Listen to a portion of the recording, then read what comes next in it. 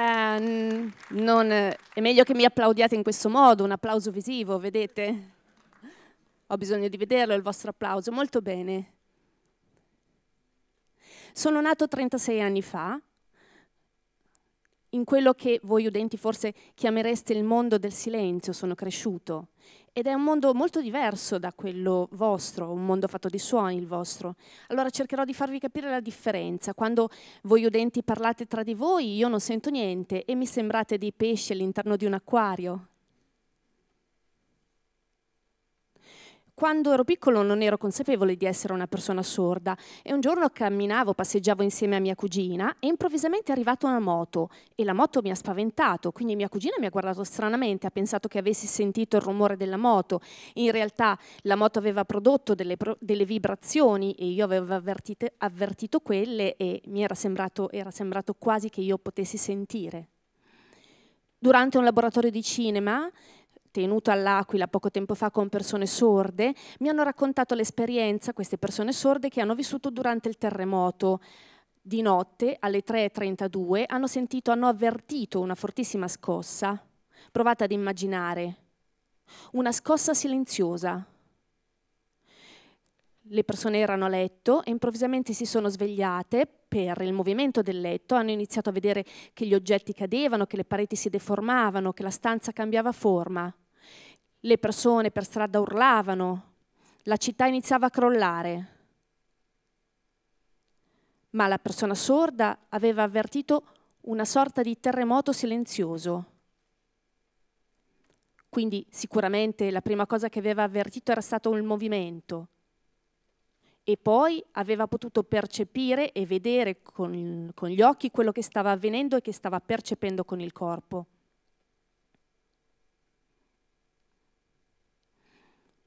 Per quanto riguarda la percezione del mondo esterno, effettivamente la nostra è una percezione vibratoria. Noi persone sorde percepiamo attraverso la vibrazione dei nostri corpi. Per esempio in discoteca ci piace andare a ballare, ma ci collochiamo di solito vicino alle casse, perché in quel modo riusciamo a sentire il ritmo, a percepire il ritmo attraverso le vibrazioni. Talvolta addirittura vicino alle casse vengono collocate delle lastre di ferro e noi possiamo ballare sopra queste lastre, perché effettivamente riescono a trasferire la vibrazione del ritmo. Per quanto riguarda la comunicazione con le persone udenti, per noi è assolutamente possibile, ma è necessario sempre utilizzare la lettura labiale e ci abituiamo fin da piccoli. Io mi sono abituato fin da piccolo e effettivamente non è sempre facile, perché alcune persone parlano più veloce, altre più lentamente, alcune sono più chiare, altre tengono le labbra molto strette. Voglio mostrarvi un video.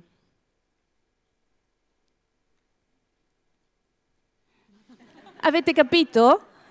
Ah, è faticoso, eh? Benissimo. Quando mi trovo davanti a una platea, per esempio durante uno spettacolo, se sono io nel pubblico e voglio seguire la persona sorda, la persona che sta parlando, per me è molto difficile, l'attore che sta parlando è molto difficile, vedete, è come guardare qualcosa attraverso un binocolo. Non succede niente? Ah, ecco, finalmente. Vedete? Vengono inquadrati solo dei dettagli, io posso concentrarmi sui dettagli, sulla lettura labiale, ma perdo tutto il resto. È un grande limite, perdo il movimento del corpo, l'espressione del corpo. Io stesso mi occupo di teatro e per fortuna c'è anche la possibilità di seguire teatro in lingua dei segni. Lingua dei segni, ovvero LIS, lingua dei segni italiana. Le persone udenti che non conoscono la lingua dei segni italiana per strada talvolta vedono delle persone utilizzare la lingua e pensano che stiano gesticolando, però questo è un grande equivoco. La lingua dei segni italiana è a tutti gli effetti una lingua vera e propria. Quindi non ha niente a che vedere con la gestualità. Diciamo che la gestualità supporta il parlato, la lingua parlata, ma la lingua dei segni italiana è una lingua a tutti gli effetti con una sua grammatica, con delle sue regole. Vi faccio un piccolo esempio.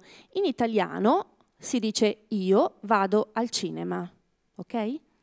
In LIS si segna io, cinema, vado. In quanto lingua ha anche una sua evoluzione. In italiano un tempo si diceva giuoco e adesso si dice gioco. In LIS un tempo questo era il segno per telefono e l'evoluzione ha fatto sì che questo sia il segno per telefono. Ricordatevi di applaudirmi così. Bene. La LIS ha anche un suo alfabeto di base che si chiama dattilologia. Sicuramente alcuni di voi quando erano piccoli hanno imparato un alfabeto, quello che veniva chiamato l'alfabeto muto, giusto? Ma il nostro è molto più veloce, è fatto con una sola mano. Una volta si usavano due mani, vi ricordate? A, B, F, S, T. Attualmente si usa una sola mano e questo è l'alfabeto, molto veloce. Credo che dovrebbero insegnarlo a tutti i bambini l'alfabeto, la nostra dattilologia, perché così sarebbe più facile poter comunicare con tutte le persone sorde. Le persone sorde hanno una loro cultura, una loro identità. Per esempio, voi dite acqua in bocca, giusto? Noi diciamo segni in tasca. Mani in tasca, certo. Bene, poi sono un po' emozionato. La LIS è una vera lingua, è una lingua visivo-gestuale. Usa moltissimo l'espressività facciale, usa le posture del corpo, i movimenti del corpo. Nella mia vita io mi sono dedicato all'insegnamento dell'arte del corpo. Le persone sorde sicuramente usano moltissimo il loro corpo per esprimersi.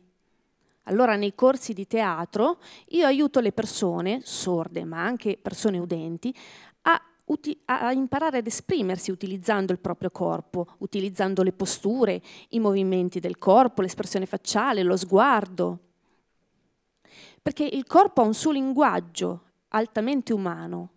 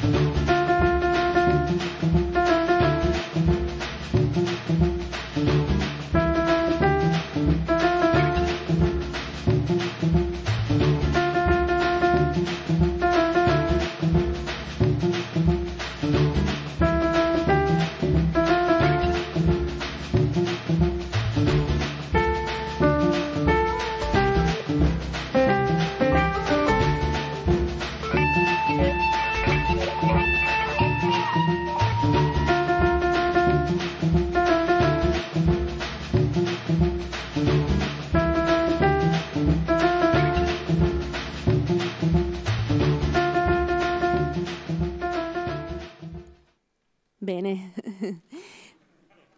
L'obiettivo del mio corso è far sì che le persone attraverso il mimo possano esprimersi, non devono utilizzare né la lingua parlata né la lingua segnata e quindi assolutamente tutte in modo paritario utilizzano il proprio corpo e la mimica per esprimersi.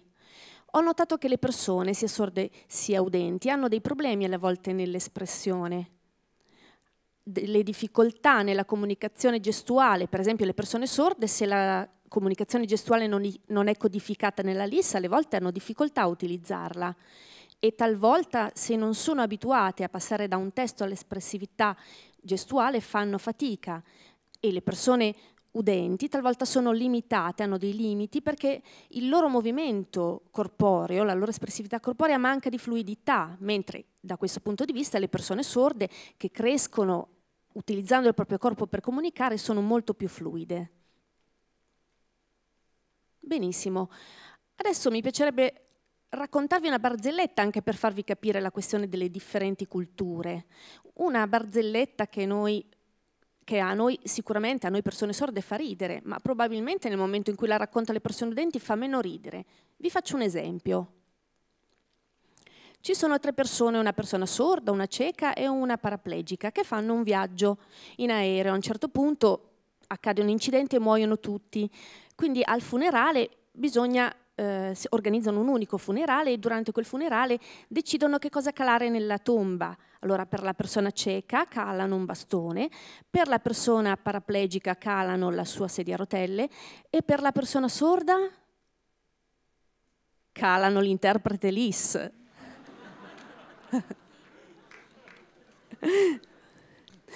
E questa è una barzelletta, certo. No, ma è un po' come nel vostro caso, noi prendiamo in giro la persona udente, voi prendete in giro i carabinieri, è lo stesso stile. Bene. Nell'evoluzione comunicativa attualmente c'è un'interconnessione globale e l'interconnessione effettivamente ha offerto delle grandi possibilità comunicative per noi persone sorde. Un tempo non c'erano i messaggi di testo, allora se io volevo incontrare un amico sordo ero costretto a chiedere a mia mamma di farmi il favore di telefonare alla famiglia di questo mio amico e quindi poi prendere un appuntamento perché io potessi incontrarlo. Quando guardavo un film non c'erano i sottotitoli e quindi cercavo di capire, interpretare secondo quello che vedevo io, ma in realtà inventavo una mia trama, probabilmente quello diventava il mio film. Oggi invece la tecnologia è evoluta notevolmente e ha influito positivamente sulla qualità della nostra vita grazie ai computer, ai tablet, alle videochat, a internet, ai messaggi di testo, all'uso degli smartphone. Per noi attualmente la comunicazione è molto più facile. Le persone sorde possono tranquillamente aumentare notevolmente le proprie capacità di contatto e di comunicazione. Ci sono reti virtuali che collegano tutto il mondo. E in questo modo la possibilità di confronto, di racconto reciproco, di connessione, grazie alla realtà virtuale, è diventata notevole per noi persone sorde.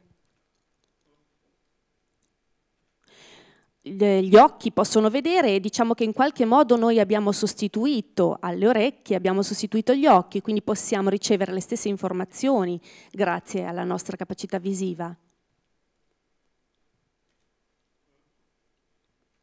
Attualmente volevo raccontarvi di due grandi novità tecnologiche importanti. E vi mostrerò 2 filmati. Il primo filmato riguarda la stazione Tiburtina. Voi sapete che noi sordi non possiamo sentire gli annunci che vengono dati. Il secondo filmato invece riguarda un cinema dove non ci siano i sottotitoli. Allora, nel primo caso, proviamo a guardare il primo filmato.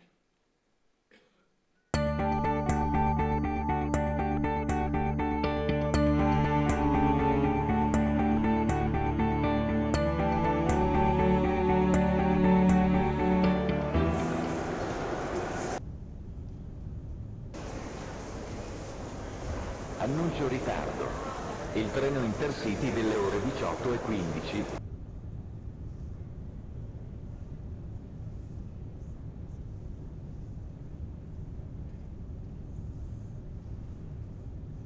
Il treno Eurostar City delle ore 17:55, proveniente da Venezia Santa Lucia, è diretto a Torino Porta Nuova, è in arrivo al binario 6.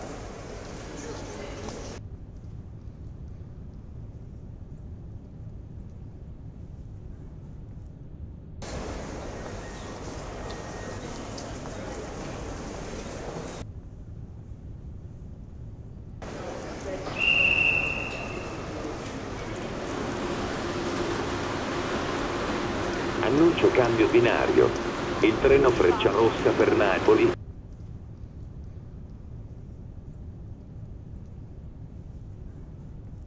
Treno in arrivo al binario 15, allontanarsi dalla linea gialla.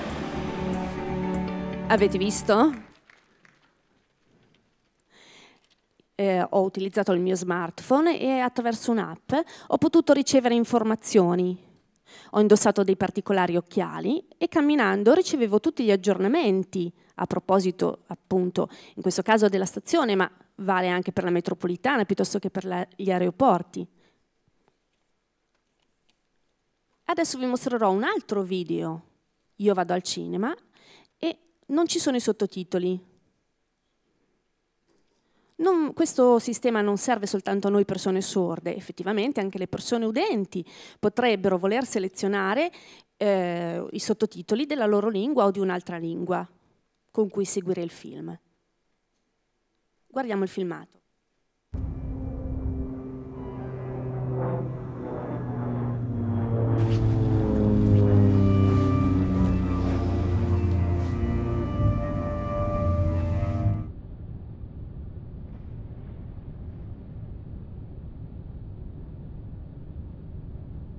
Mi chiamo Laura Stella Salviati. Mi hanno sequestrata il 26 novembre del 1976 a Mar del Plata. C'era anche mia figlia, Tina, quel giorno.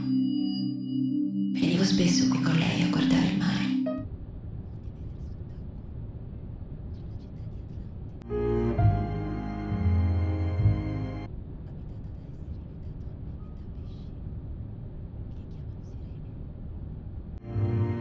La gente ne ha paura.